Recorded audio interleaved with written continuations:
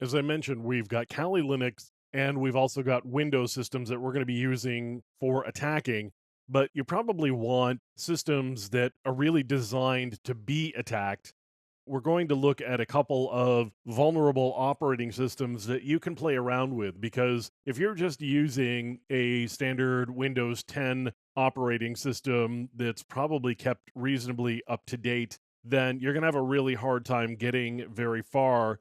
In order to see some success and be able to understand what this type of testing looks like, you really want something that's going to be vulnerable to attack so that you can really get your hands dirty and really understand what it feels like, what it looks like to be doing this rather than just, I don't know whether what I did failed or whether the operating system just isn't cooperating or whatever. You want something that you know the vulnerability is there. And so when you run it, if you're not successful, you know it may have something to do with how you did it rather than the operating system itself just simply not being vulnerable.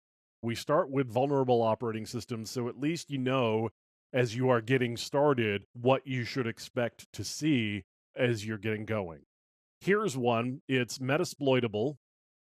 Metasploitable 2 is a Linux distribution or a Linux version that is designed specifically for exploitation with Metasploit.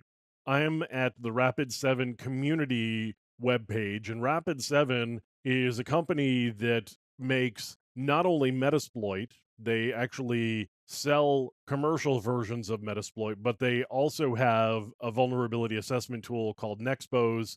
We will take a look at that a little bit later on. And just for something to play around with, they also maintain Metasploitable. As I said, this is a version of Linux that can be exploited with Metasploit. So you can download a virtual machine image that you can run inside your virtualization software. So if you click on this link here, it will take you to a page where you can download Metasploitable. It is going to ask you for information so that they've got something to give their marketing people. And then in compensation for that, you get a copy of Metasploitable. That's not the only vulnerable operating system. If we were to go to VulnHub, for example, you would be able to find a number of operating system images that can be used for a number of different purposes, actually.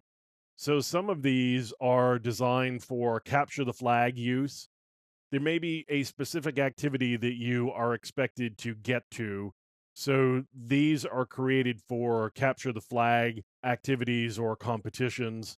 There are a number of other ones that are available here as well. You can see that there are several pages of potentially vulnerable operating systems, and you can go skimming through these and try them out if you want. These are just downloads that you can actually make use of and then play around with. We're going to be using Metasploitable because, as I said, it's one that's really geared towards being exploited with Metasploit, and all of the tools that you need to exploit Metasploitable are on Kali Linux, not surprisingly, perhaps. There are a number of places that you can go to get some of these operating systems. As I said, VulnHub here is one that's got a large collection of them. And then, of course, as I said, we're going to be using Metasploitable.